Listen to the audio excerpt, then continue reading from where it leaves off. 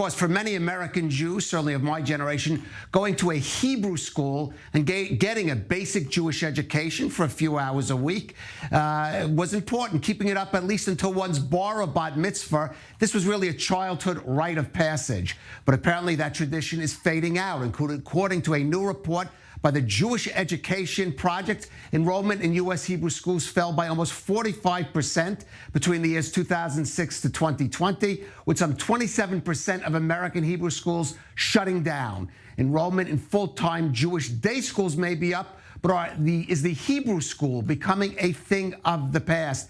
Mike, you've been looking into this story. What can you tell us?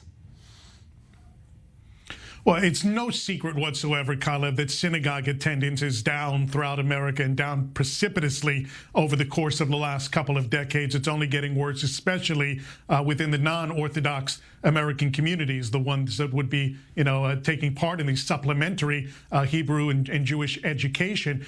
We spoke with Rabbi Dina Klein of the Jewish Education Project, who has been leading this research, and she said it really revolves around the way American Jewish life has changed as a whole over the last couple of decades. Here's Rabbi Klein. I think that is a big part of what we understand to be happening, is that Jewish American life has changed. Families have changed just like their secular non-Jewish partners have changed, right? The way that they function has changed. Trying to ask families who have two working parents or a single parent who works to get their kids to an after-school program, for example, 1 day a week, might be beyond their capacity. The financial pressures that families face today are immense, and the cost of Jewish education is pretty high. So there are things that we understand to be happening that have to do with the ways in which families live today. Rabbi Klein told me that one of the big things that needs to be stressed right now to parents who may be thinking about pulling their kids out of these schools or possibly enrolling them where they haven't before is understanding the value of what these supplementary schools provide. It's not just the dissemination of information, but more of the entire experience. Here again, Rabbi Dina Klein.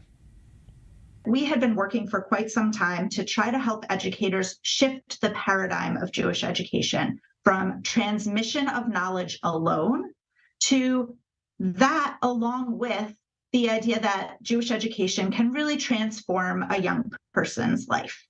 And that work had led us to a place where educators were saying, that's the kind of education we're delivering on, but we're having a hard time talking about it with parents and students.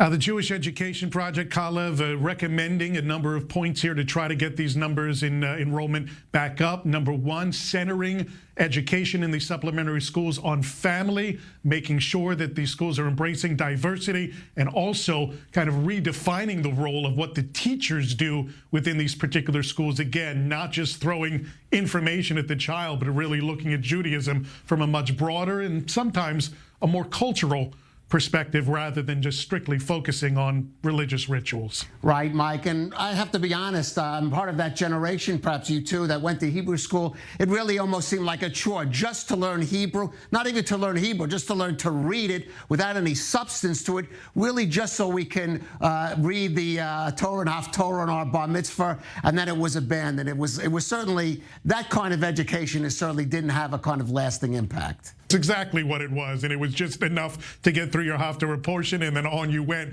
into the world without any real background. And that's exactly what the Jewish Education Project has found. What failed in these supplementary schools is just that, and now they're trying to broaden the perspective here and get kids back into these schools once again. Yeah, well, hopefully they'll be able to make a Hebrew school a more attractive prospect for a new generation. Mike Wagenheim in New York, thank you for that.